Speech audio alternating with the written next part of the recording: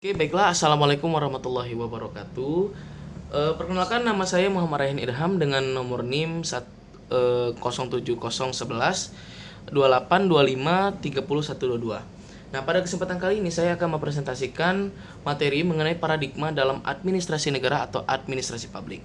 Nah, administrasi publik ini sebagai ilmu yang tidak muncul secara tiba-tiba ya. Karena pada awalnya administrasi ini hanya dipahami sebagai kegiatan praktis dalam mengatur kerjasama antara manusia untuk mencapai tujuan tertentu. Nah, seiring berkembangnya zaman, kegiatan administrasi ini juga mulai dipelajari secara ilmiah dan akhirnya berkembang menjadi sebuah disiplin ilmu. Nah, dalam prosesnya itu, perkembangan administrasi publik ini juga mengalami berbagai perubahan dalam cara pandang. Nah, cara pandang tersebut itu disebut dengan pergeseran paradigma. Nah, pergeseran paradigma ini menunjukkan bagaimana para ahli memahami peran pemerintah, birokrasi, dan hubungan antara negara dengan masyarakat dari waktu ke waktu. Nah, perubahan paradigma ini terjadi karena adanya perubahan kondisi sosial, politik, ekonomi, dan tuntutan masyarakat terhadap pemerintah. Oke, konsep paradigma dalam administrasi publik. Nah, menurut Nicholas Henry, perkembangan administrasi publik ini dapat dipahami melalui paradigma-paradigma yang muncul dalam sejarah perkembangan ilmu tersebut. Nah, Henry juga menjelaskan bahwa disiplin ilmu itu memiliki dua unsur penting, yaitu fokus dan lokus. Nah, fokus berkaitan dengan apa yang dipelajari dalam suatu ilmu, sedangkan lokus berkaitan dengan tempat atau bidang di mana ilmu tersebut diterapkan. Nah, berdasarkan konsep tersebut, Henry juga menjelaskan bahwa administrasi publik itu mengalami perubahan paradigma yang mencerminkan perubahan fokus dan lokus dalam administrasi publik. Oke. Nah, oke, tadi saya akan menjelaskan beberapa paradigma. Nah, paradigma tersebut yang pertama itu adalah paradigma all public, yang kedua yaitu paradigma new public administration, yang ketiga yaitu public new service, paradigma new public service, yang keempat yaitu yang ketiga tadi tuh new public management ya. Ya, begitulah intinya.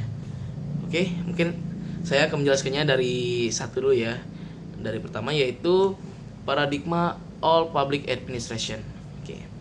Nah, paradigma ini adalah paradigma pertama yang berkembang pada akhir abad 19 sampai 20. Nah, paradigma ini dipengaruhi oleh pemikiran tokoh seperti Woodrow Wilson dan Max Weber yang menekankan pentingnya birokrasi yang rasional dan terstruktur. Nah, salah satu gagasan utama dalam paradigma ini adalah dikotomi antara politik dan administrasi. Nah, yang artinya yaitu urusan publik dan urusan administrasi itu harus dipisahkan. Nah, politik itu bertugas membuat kebijakan, sedangkan administrasi bertugas untuk melaksanakan kebijakan tersebut secara profesional dan netral. Oke. Oleh karena itu, paradigma ini, birokrasi dianggap harus bekerja dalam efisien dan terorganisasi dengan baik. Nah, oleh karena itu, organisasi pemerintahan dibentuk dengan struktur hierarki yang jelas, pembagian kerja yang tegas, serta adanya garis komando yang kuat. Selain itu, terdapat konsep PUSD-CORB yang menjelaskan fungsi utama manajemen dalam administrasi publik ya. Nah, yaitu pertama yaitu planning, organizing, staffing, directing, coordinating, reporting, dan budgeting. Nah, konsep ini menunjukkan bahwa birokrasi itu harus bekerja secara sistematis untuk mencapai tujuan organisasi. Namun, dalam praktiknya paradigma ini juga mendapat kritik karena birokrasi dianggap terlalu kaku dan terlalu formal dan kurang responsif terhadap kebutuhan masyarakat. Nah, gitu lah. Mungkin itu untuk yang pertama. Nah, yang kedua yaitu ada paradigma new public administration. Nah, new public administration. Nah, new public administration ini muncul pada tahun kurang lebih mungkin 1960-an ya. Nah, paradigma ini lahir sebagai respon terhadap berbagai masalah sosial yang terjadi pada masa itu, seperti ketimpangan sosial dan ketidakadilan dalam pelayanan publik. Nah, dalam paradigma ini, administrasi publik itu tidak hanya berfokus pada efisiensi organisasi, tetapi juga harus memperhatikan nilai-nilai sosial, nilai-nilai keadilan sosial dan kesejahteraan masyarakat. Nah, para pendukung masyarakat ini berpendapat bahwa birokrasi itu harus lebih responsif terhadap kebutuhan masyarakat, terutama kelompok masyarakat yang kurang mampu. Nah, dengan kata lain, pemerintah itu tidak hanya menjadi pelaksana kebijakan, tetapi juga harus berperan dalam menciptakan keadilan sosial dan meningkatkan kesejahteraan masyarakat. Oke, nah itu terus paradigma ini juga menekankan bahwa administrasi publik itu harus lebih humoris, lebih demokratif dan lebih berpihak kepada kepentingan kepentingan publik. Oke.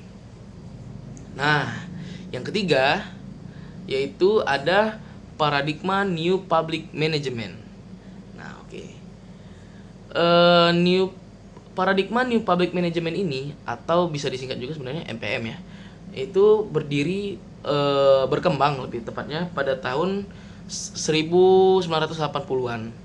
Nah, paradigma ini muncul karena banyak negara yang merasa bahwa birokrasi pemerintah itu terlalu lambat, tidak efisien dan tidak birokratis. Nah, untuk mengatasi masalah tersebut, paradigma ini mengadopsi berbagai prinsip manajemen dari sektor swasta untuk diterapkan dalam sektor publik. Nah, dalam paradigma ini, pemerintah juga didorong untuk bekerja dalam yang lebih efisien, profesional, dan berorientasi pada hasil. Nah, beberapa karakteristik utama dari paradigma ini antara lain yaitu itu penggunaan prinsip manajemen bisnis dalam birokrasi.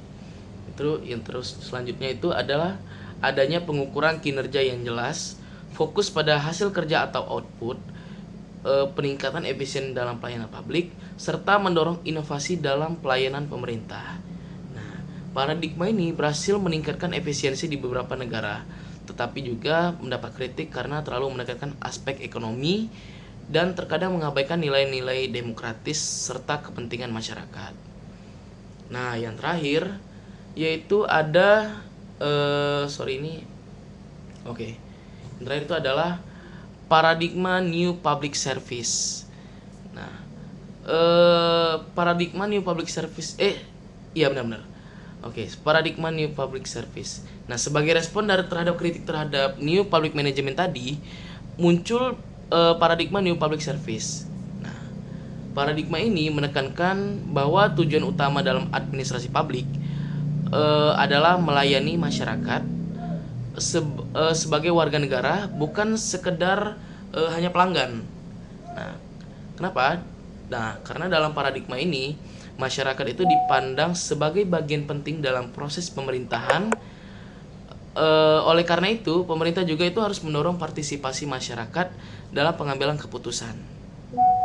Nah, selain itu, pemerintah juga harus mengutamakan nilai-nilai seperti transparansi, akuntabilitas, keadilan, dan kepentingan bersama. Oke. Nah, peran birokrasi dalam paradigma ini bukan hanya sebagai pelaksana kebijakan ya, tetapi juga sebagai fasilitator yang membantu masyarakat untuk mencapai tujuan bersama. Dengan demikian, hubungan antara pemerintah dan masyarakat itu menjadi lebih demokratis dan partisipatif.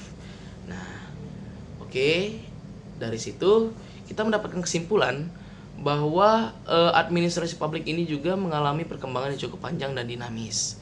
Dimulai dari paradigma all public administration yang menekankan efisiensi dan struktur birokrasi, kemudian juga berkembang menjadi new public administration yang menekankan keadilan sosial. Selanjutnya yaitu muncul paradigma new public management yang menekankan efisiensi melalui penerapan prinsip manajemen sektor swasta. Dan yang terbaru ini adalah new public service.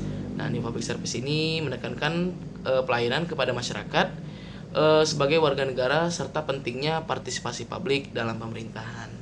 Nah, mungkin dari penyampaian yang saya sampaikan ini. Mungkin sekian.